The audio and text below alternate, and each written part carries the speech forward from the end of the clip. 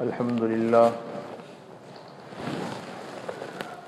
للہ وحدہ والصلاة والسلام علی من لا نبی بعدہ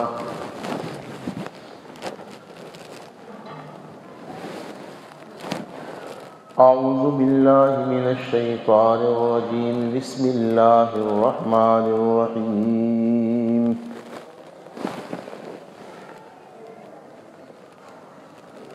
ومن احسن قولا ممن دعا الى اللہ وعمل صالحا وقال اننی من المسلمین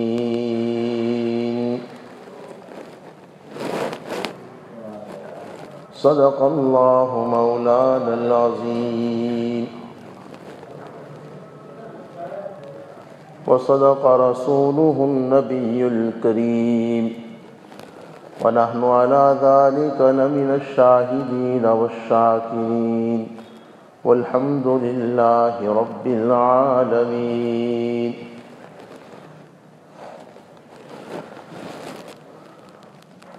اللہ کے بندوں کو اللہ کی طرف بلانا،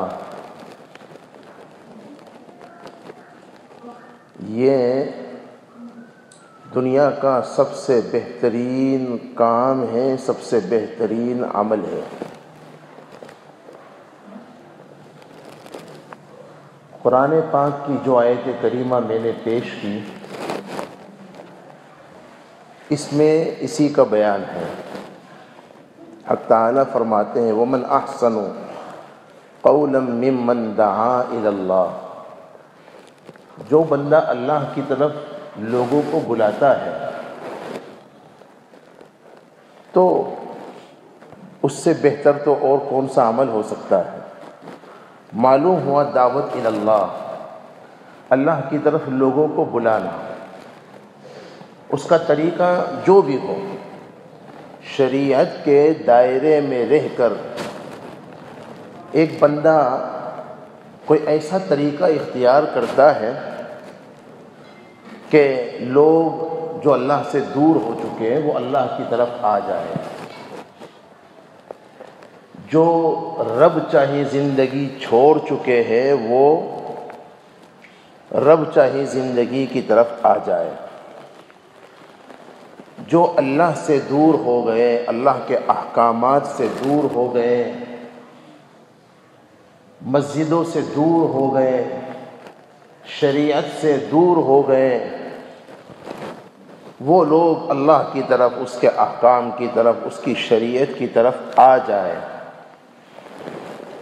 جس کی دعوت کا بنیادی مقصد یہ ہو تو وہ دعوت بھی سب سے بہترین ہے، اور دعوت دینے والا داعی بھی اللہ کے نزدیک سب سے بہترین ہے.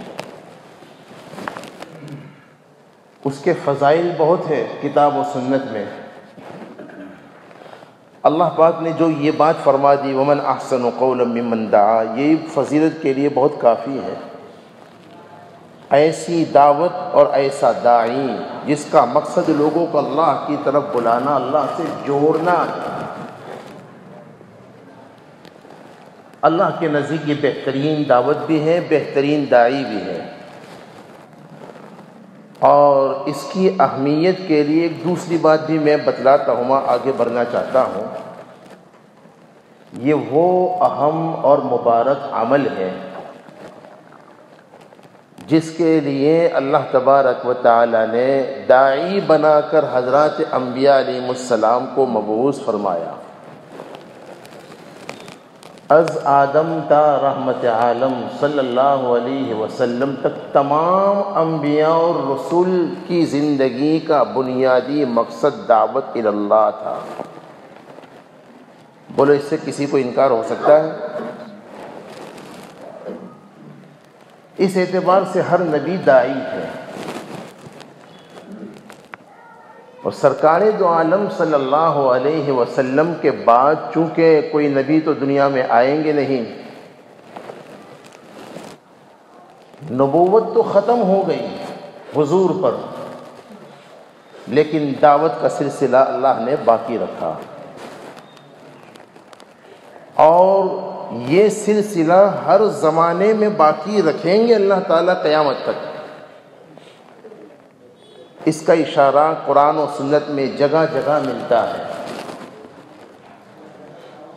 چنانچہ قرآن پاک میں حق تعالیٰ ایک جگہ فرماتے ہیں وَلْتَكُمْ مِنْكُمْ أُمَّةٌ يَدْعُونَ إِلَى الْخَيْرِ وَيَأْمُرُونَ بِالْمَعْرُوفِ وَيَنْهَوْنَ عَنِ الْمُنْكَرِ۔ میں یہ بتلانا چاہتا ہوں دعوت کا مبارک سلسلہ قیامت تک رہے گا۔ نبوت ختم ہو گئی، دعوت باقی ہے اور رہے گی،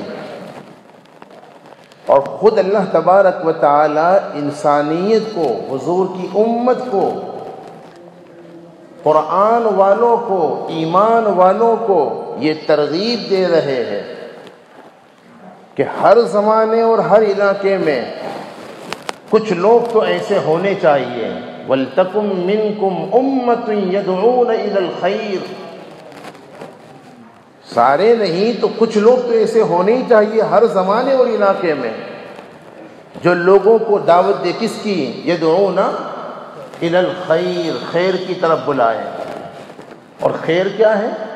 قرآن، سنت، اللہ اور اس کے رسول کا طریقہ، شریعت، یہ خیر ہے، اس کی طرف بلانے والے ہونے ہی چاہیے۔ اور آگے وضاحت کر دیے کہ خیر یہ بھی ہے یأمرون بالمعروف وینہون عن المنکر، بھلائیوں کی دعوت دینا یہ بھی خیر ہے، برائیوں سے روکنا یہ بھی خیر ہے۔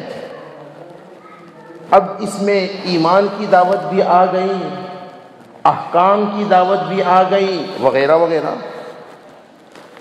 اور منکرات سے روکنے میں کفر اور شرک سے روکنا بھی آ گیا، اور گناہوں سے روکنا بھی آ گیا۔ بہرحال بہت زیادہ تفصیلات میں تو جا نہیں سکتے اس وقت، میں یہ عرض کرنا چاہتا ہوں کہ الحمدللہ دعوت کا سلسلہ ہر زمانے میں اور ہر علاقے میں رہا ہے اور رہے گا۔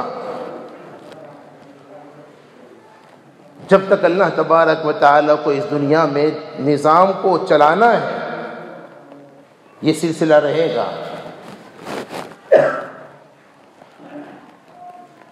کوئی زمانہ کبھی بھی دعوت سے خالی نہیں رہا، ہر زمانے میں اللہ پاک نے ایسے دین کے داعیوں کو پیدا کیا ہے جو لوگوں کو مختلف طریقوں سے اللہ کی طرف اور اس کے دین کی طرف بلاتے رہے۔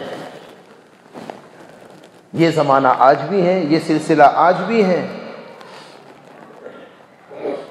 یوں تو اس کے بہت سارے طریقے ہیں جیسا کہ ہم کہتے ہی ہیں،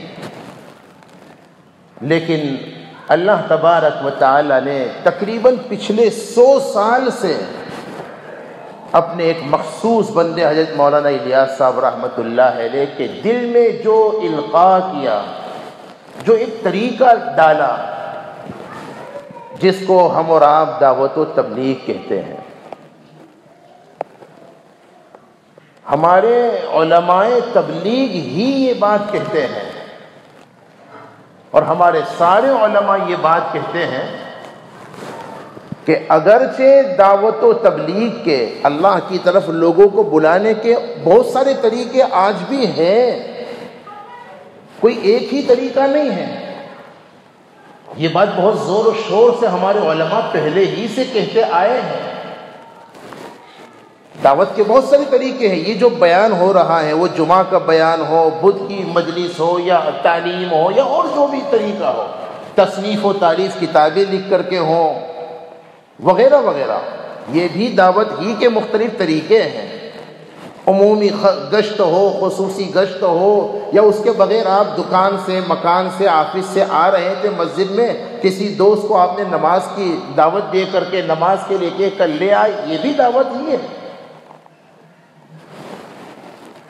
تو یوں تو دعوت و تبلیغ کی مختلف شکلیں آج موجود ہیں الحمدللہ، لیکن عوامی سطح پر جو کام سب سے آسان ہے اور سب سے بہترین ہے، جس میں کوئی خاص حرج بھی نہیں، کوئی خاص خرچ بھی نہیں، وہ آسان اور عام طریقہ ہمارے حضرت مولانا الیاس صاحب رحمۃ اللہ علیہ کے دل میں اللہ نے جو القاء فرمایا، جس کو دعوت و تبلیغ کا موجودہ طریقہ، مروجہ طریقہ کہتے ہیں، یہ کتنا آسان ہے، کتنا عام ہے۔ میں ایک جملہ مولانا ابراہیم صاحب سے ہم نے سنا تھا دامت برکاتہم علینا، وہ میں سنا کر کچھ آگے اور کہنا چاہتا ہوں، چونکہ وقت بہت مختصر ہے اور بہت اہم کچھ باتیں عرض کرنی ہے۔ میں نے کہا کہ دعوت کے بہت سارے طریقے ہیں، لیکن عام اور بہت آسان طریقہ مولانا الیاس صاحب رحمۃ اللہ علیہ نے جو جاری فرمایا، جس کو ہمارے دعوت و تبلیغ کے احباب جس میں جڑتے ہیں اور جس کی فکریں کرتے ہیں، یہ طریقہ بہت عام ہے، بہت آسان ہے۔ اس کے لیے کسی خاص علم کی ضرورت نہیں، اس کے لیے کسی خاص ایجوکیشن اور عہدے کی میں صحیح کہہ رہا ہوں، اس کے لیے کسی خاص طاقت اور پاور کی ضرورت نہیں۔ کیا کرتے ہیں یہ لوگ؟ لوگوں کو ترغیب دے کر اپنے اپنے علاقوں گھروں سے نکال کر مسجدوں میں جوڑتے ہیں، اور مسجد سے اگر باہر جا کر کے دعوت بھی دیتے ہیں تو اللہ کے بندوں کو مسجد میں آنے کی، نماز کی، دین کے احکام کی دعوت دیتے ہیں، اور کچھ نہیں۔ میں یہاں ایک اور بات بھی عرض کرتا ہوا چلوں، مجھے یاد آ رہا ہے، بہت مشہور یہ ملفوظ ہے مولانا الیاس صاحب رحمۃ اللہ علیہ کا۔ وہ فرماتے تھے ہماری جو چلت پھرت ہے، آپ اس کو عمومی گشت کہو، خصوصی گشت کہو، جو باہر کی محنت ہے، اس کا مقصد یہ ہے کہ ہم باہر جو لوگ مسجدوں سے دور ہیں، اللہ سے دور ہیں، دین کے احکام سے دور ہیں، ان میں کسی طرح محنت کر کے، ان کی منت سماجت کر کے، ان کی خوشامد کر کے کسی طرح مسجد میں لے آئے۔ اب آگے کا کام علماء کا ہے۔ وہ یہ فرماتے تھے ان کو مسجد میں لائے ہم کسی طرح محنت کر کے، اور پھر یہ علماء کے حوالے کر دیا، اب وہ آگے ان کو دین سکھائے وغیرہ وغیرہ، اور الحمدللہ یہی ہوتا ہے۔ میں نے کہا اس کے لیے کسی خاص پروسیجر کی نہ ضرورت ہے نہ اور کوئی، کتنا آسان ہے۔ مولانا ابراہیم صاحب کا جو ملفوظ میں سنانے جا رہا تھا وہ یہ، ارے مولانا انعام الحسن صاحب رحمۃ اللہ علیہ کا یہ ملفوظ ہے، وہ فرماتے تھے کہ یہ اتنا آسان کام ہے کہ پیدل چلنے والا اگر کرنا چاہے تو وہ بھی کر سکتا ہے، پلین چلانے والا اگر کرنا چاہے تو وہ بھی، ارے بولو صحیح کہہ رہا ہوں غلط کہہ رہا ہوں؟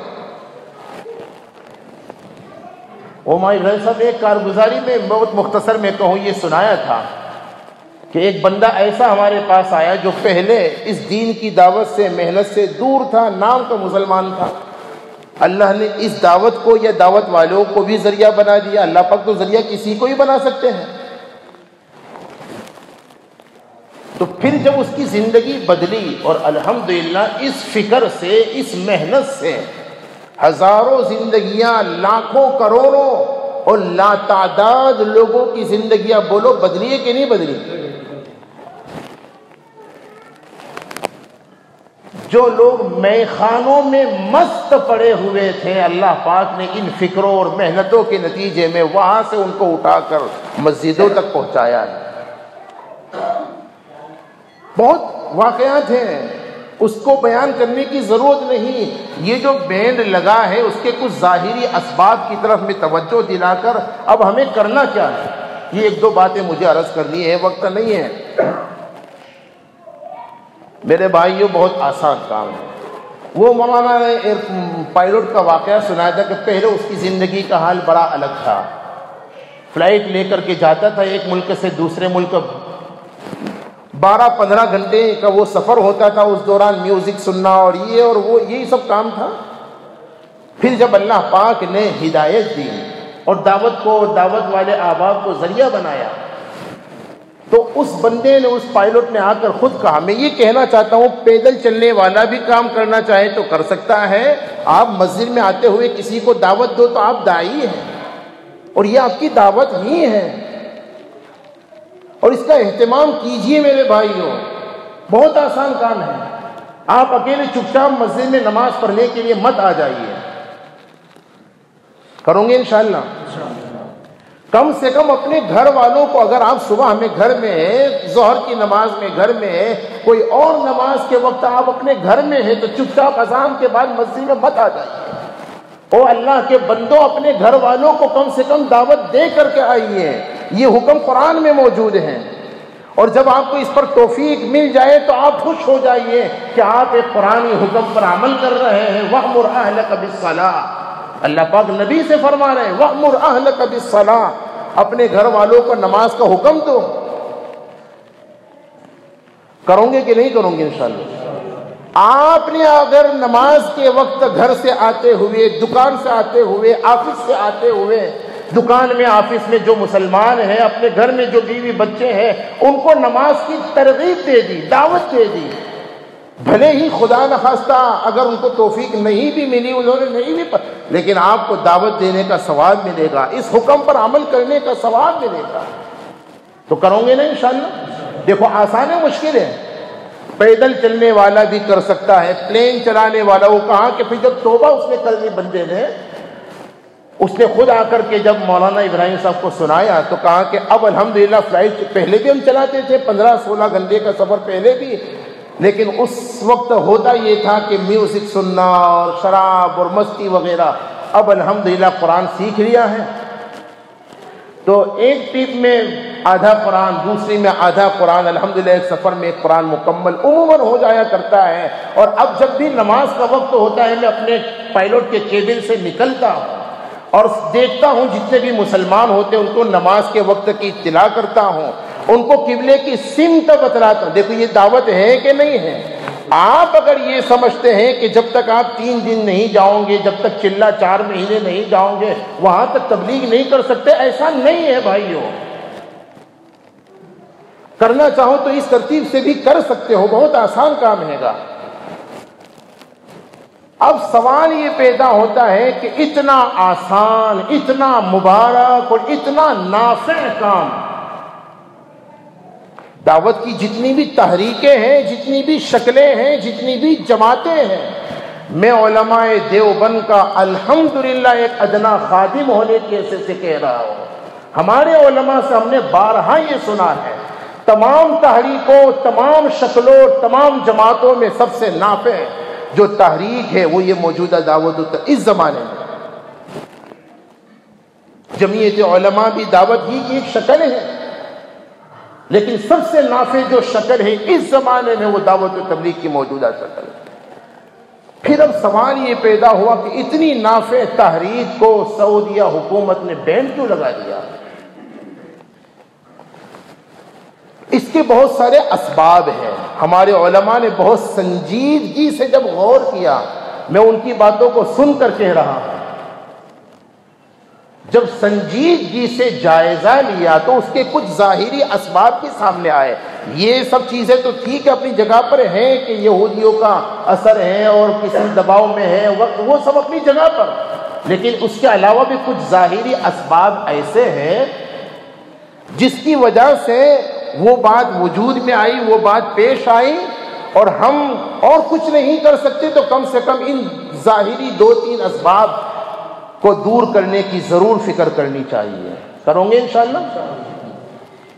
ایک ظاہری سبب جو بنا، جو دہشت گردی کا الزام لگا دیا نا اس پر، جو 2 بنیادی الزام لگائے کہ یہ جماعت جو ہے شرک والی ہے، اس کے عقائد ٹھیک نہیں ہیں، اور نعوذ باللہ یہ دہشت گردی کی جماعت ہے، اس لیے ہم بین لگا رہے ہیں. اس پر چرچا کرتے ہوئے ہمارے علماء نے اس کی ایک ظاہری وجہ یہ بتلائی.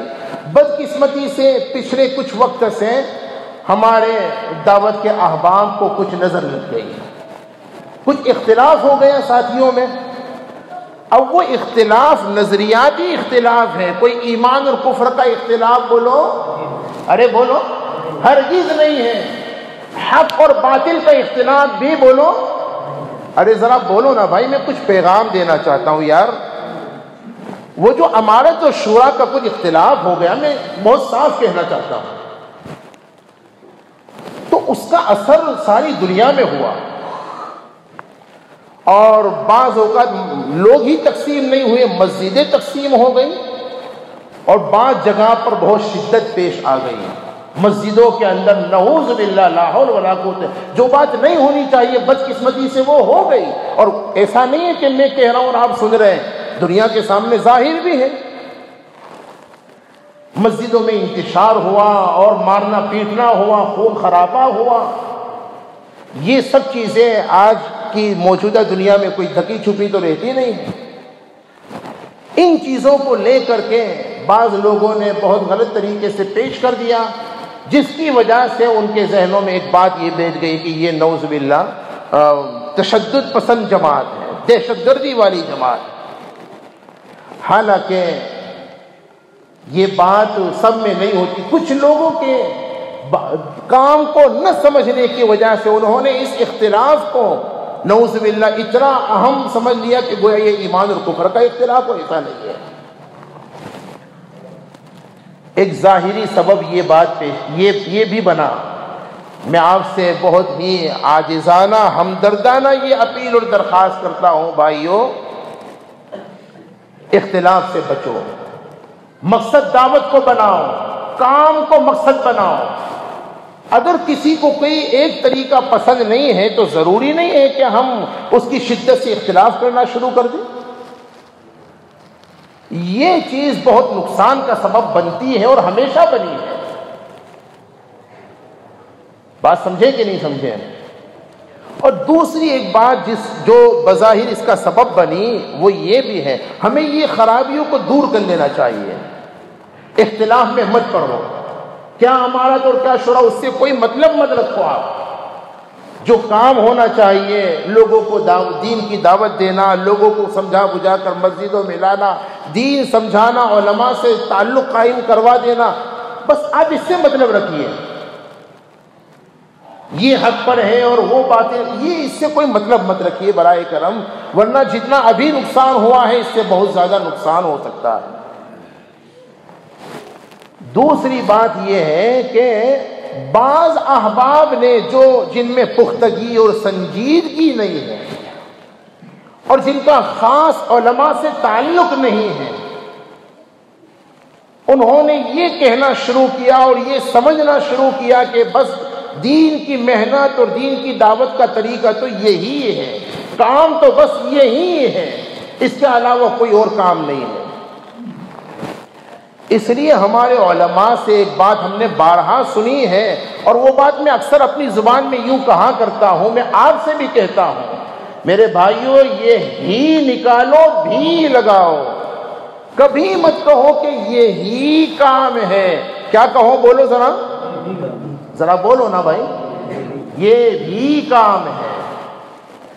میں اپنی طرف سے کوئی جذباتی بیان نہیں کر رہا، ہم نے بڑے بڑے دنیا بھر کے علماء کو اللہ کے فضل سے سن کر کے وہ جو واقعہ پیش آیا سعودیہ میں بینڈ کا، یہ اس کے ظاہری سبب میں انہوں نے کہا۔ ایک بات یہ بھی پیش آئی، بعض لوگوں نے، ہم تو یہی کہیں گے، سب ایسا نہیں سمجھتے اور ہمارے اکابر تبلیغ ایسا کبھی نہیں کہتے ہیں۔ ہمارے سیمینار ہوتے ہیں حضرات مفتیان کرام کے، ہر سال ہوتے ہیں، آپ کو پتہ ہی ہے، میں جاتا ہوں، آپ کو الحمدللہ معلوم ہے۔ تو 3 سال پہلے دارالقرآن جموں سر میں ایک سیمینار ہوا تھا، جمعیت علماء ہند کی جانب سے ہوتا ہے وہ سیمینار۔ میں نے دیکھا اس سیمینار کے اسٹیج پر حضرت مولانا ابراہیم صاحب اور مولانا احمد لاڈ صاحب بیٹھے ہوئے،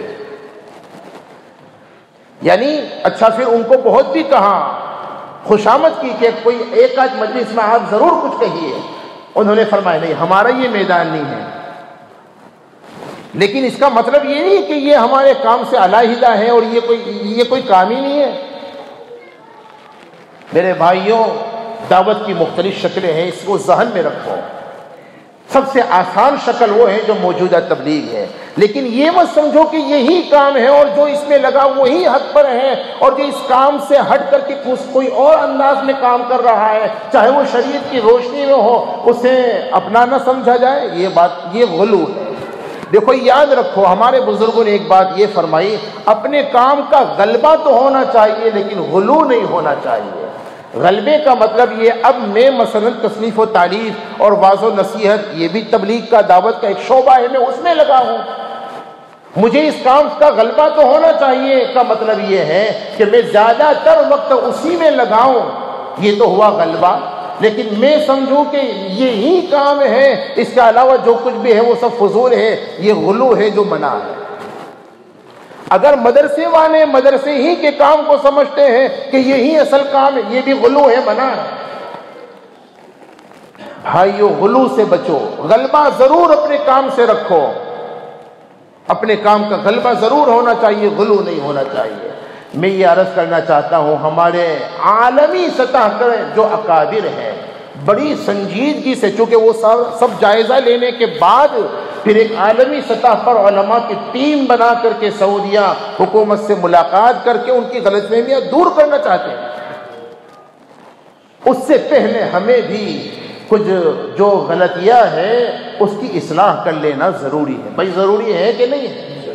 ورنہ واقعہ یہی ہے جو ہم نے کہا، اور ہم نے اپنی طرف سے نہیں، قرآن کے حوالے سے، وَمَنْ أَحْسَنُ قَوْلًا مِّمَّنْ دَعَا إِلَى اللَّهِ، اس سے بہتر کوئی دعوت نہیں ہو سکتی جس کا مقصد لوگوں کو اللہ کی طرف بلانا، اللہ کی طرف جوڑنا۔ یہ دعوت بھی سب سے بہترین ہے، اور وہ دعوت دینے والا داعی بھی سب سے بہترین ہے۔ اللہ تعالیٰ ہم سب کو حقائق سمجھا دے، عمل کی توفیق عطا فرمائے، دعوت و تبلیغ کو نظر بس سے بچا لیں، اور اس کے سلسلے میں جو غلط فہمیاں دنیا میں پھیلی ہوئی ہیں اللہ پاک اس کو دور فرما دے۔ آمین۔ وآخر دعوانا الحمدللہ۔